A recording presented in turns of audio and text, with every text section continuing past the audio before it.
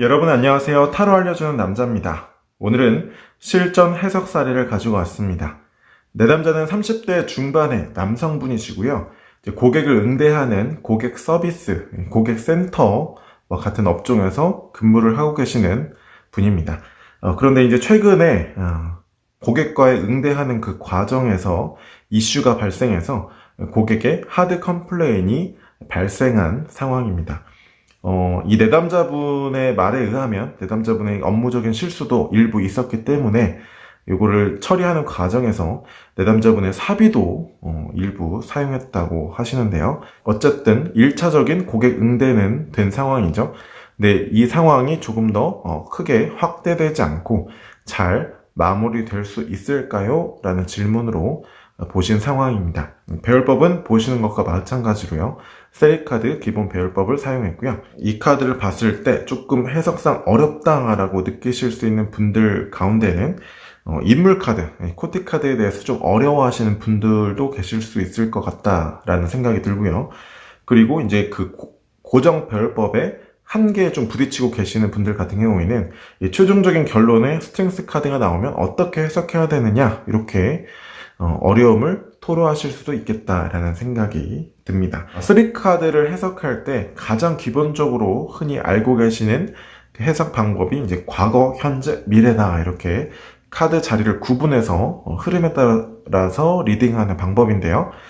물론 이렇게 기본적으로 리딩하는 것도 뭐 큰 무리는 없겠습니다만 지금 같은 상황에서는 그렇게 리딩했을 경우에 앞서 영상 서두에서 말씀드렸던 스트렝스 카드에 대해서 어려움을 느끼고 계시는 분들이 최종 결론의 카드에 스트렝스 카드가 나오면 이렇게 해석하면 되는구나 이렇게 암기식으로 받아들일 수도 있기 때문에 기본적인 리딩은 생략하고요. 바로 해석을 해보도록 하겠습니다. 네, 구체적인 해석에 앞서서 어떠한 카드들이 등장했는지 한 번쯤 훑어보면 좀 더 해석의 방향성을 빨리 설정하는 데 도움이 되겠죠.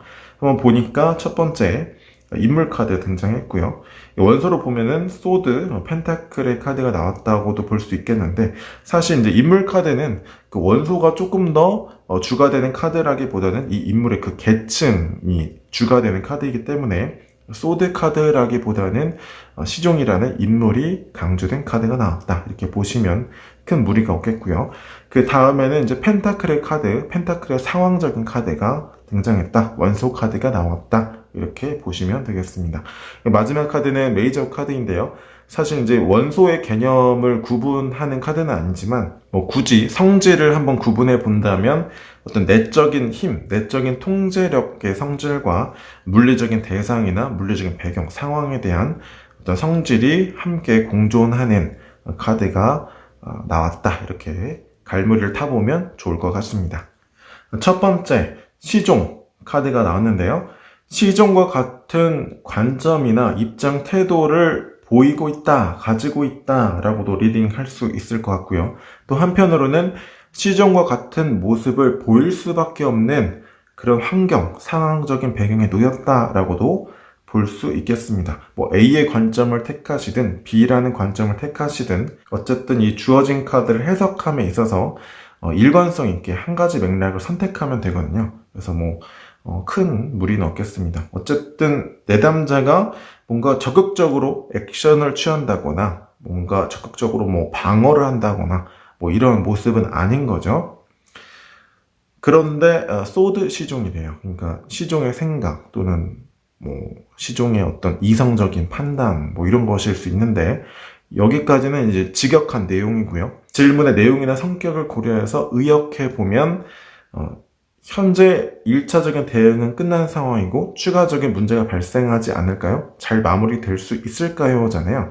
그래서 앞으로의 상황에 대한 내담자의 어떤 막연한 두려움이나 불안감 정도로 리딩해도 큰 무리가 없는 카드가 되겠습니다. 두 번째 카드는 펜타클 9번이 등장했는데요. 앞서 인물 카드는 인물의 모습이 조금 더 강조되는 카드였다면 두 번째 카드는 원소의 성질이나 개념 또는 상황이 부각되는 카드라고 볼 수 있죠. 그래서 A카드와 B카드만 비교해서 보더라도 1인칭의 관점과 객관적인 상황으로 볼 수 있습니다. 내담자가 이러한 관점을 가지고 있지만 실제 상황은 펜타클 9와 같다라는 거죠.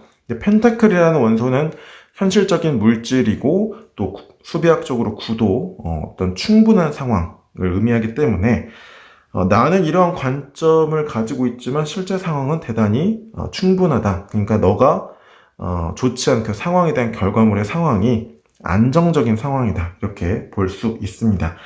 하지만 굳이 두 번째 카드에 다른 카드가 나올 수 있었음에도 불구하고 펜타클 9번이 나온 이유를 한 번 더 추론해 본다면 소드 시종과의 공통점이 있죠.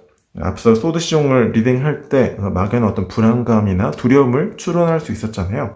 근데 펜타클 9번의 이미지를 회화적으로 봤을 때에도 이런 충분한 포도 넝클 사이에서도 어딘가 모르게 부족한 표정을 짓고 있어요. 즉 앞서 등장한 카드 연계에서 의미를 뽑아보면 객관적으로 현실적으로 큰 문제될 게 없다라는 걸 내담자는 알고 있다라는 거예요. 그럼에도 불구하고 어딘가 모르게 불안함을 느끼고 있다라고 리딩할 수 있겠습니다. 마지막 카드는 스트렝스 카드가 등장했는데요. 이렇게 최종적인 결론을 해석할 때에는 앞서 해석한 카드들의 내용을 연계해서 진행해야 됩니다. 스트렝스 카드가 아니더라도 어떤 카드가 결론에 등장하면 어떻게 해석해야 되나요? 라는 질문처럼 어떠한 공식이 존재한다면 굳이 앞서 여러 장의 카드를 뽑을 이유가 없겠죠. 그냥 결론은 어떻게 될까요? 이렇게 뽑으면 되니까요. 물론 영상에서는 3장의 카드만 다루고 있지만 별법에 따라서는 10장을 뽑을 수도 있고 7장을 뽑을 수도 있는데 굳이 그렇게 해석이 된다면 앞서 여러 장의 카드를 뽑을 이유도 없는 것입니다. 그래서 최종적인 결론의 카드를 해석할 때에는 앞서 해석한 내용에 또는 카드 성질을 일부 연계해서 결과를 도출해야 하는데요. 스트렝스 카드는 앞서 등장한 카드들처럼 어떤 원소에 대한 카드도 아니고요. 상황이나 인물에 대한 카드도 아닙니다. 물론 이제 카드 이미지에 여인과 맹수의 이미지가 그려져 있긴 하지만 이 스트렝스라는 힘의 성질을 카드의 개념을 표현하기 위해서, 설명하기 위해서 그려져 있는 설명서 같은 이미지일 뿐이지 이 상황을 의미하는 건 아니거든요.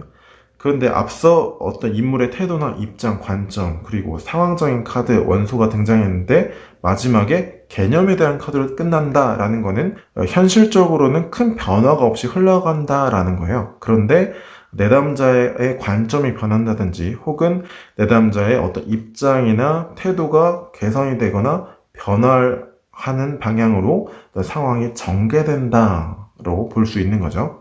앞서 A, B 카드를 봤을 때 내담자가 일말의 어떤 두려움과 어떤 그런 생각들을 가지고 있다고 봤잖아요. 그래서 결과적으로는 큰 추가적인 문제가 발생하지 않고 일이 잘 마무리될 거다라고 해석할 수 있습니다. 내담자는 현실적으로 문제될 게 없다라는 걸 이미 본질을 알고 있는 거예요. 그럼에도 불구하고 그냥 나의 어떤 인간 본인의 두려움이라든지 불안감들이 엄습해 오니까 내가 객관적으로 좀 상황을 좀 판단하고 본질에 대해서 좀 이해를 하고 불안감을 해소시키고 싶다, 이런 무의식적인 반응이 있는 거죠. 그래서 최종적인 결론적으로 내담자는 추가적으로 문제가 발생하지 않을 거라는 그 문제의 본질에 대한 생각이 점점 더 강화될 것이고 내면 어떤 불안감이라든지 상황에 대한 통제력, 즉 힘이 더 강해질 것이다 라고 나왔습니다. 그러니까 직역하면 이렇게 되지만 문장이 뭔가 어색하죠. 그래서 한 번 더 의역을 해야 되는데요. 객관적으로 알 수 있는 사실은 현실적으로 추가적인 문제가 발생하지 않을 것이다. 그리고 내담자의 내면 상황에 있어서도 큰 문제가 없을 거야, 별거 없겠지 라는 걸 알게 된다. 그런 결과로 진행되게 된다 라고 볼 수 있겠습니다. 지금까지 실전 해석 사례를 진행했습니다. 타로 카드가 해석이 어려워지는 경우에는 여러 가지 원인들이 있죠. 특정 카드에 대해서 좀 이해가 잘 안 됐다거나 아니면 고정 배열법에 대해서 그냥 수학 공식처럼 암기하고 있다든지 아니면 내가 해석은 잘 했는데 이 직역한 내용을 내담자의 고민 상황에 비추어서 적용하는 훈련이 안 됐다든지 하는 것들이 원인이 될 수 있습니다. 하지만 이 원인들을 구체적으로 잘 들여다보면 사실 타로 카드가 어렵다기보다는 2차적으로 내가 사고하고 통찰하고 생각하는 훈련이 덜 되어 있는 원인일 가능성이 높습니다. 그래서 타로 카드가 해석이 잘 안 될 때에는 이 카드 의미가 뭐였지 이렇게 기억력에 의존해서 계속 카드를 바라보지 마시고 내가 지금 해석한 내용이 내담자의 고민 상황에 비추어 봤을 때 어떠한 의미를 가질 것인가 이렇게 2차적으로 통찰해보는 훈련을 한번 해보시기 바랍니다. 지금까지 타로 알려주는 남자였습니다. 고맙습니다.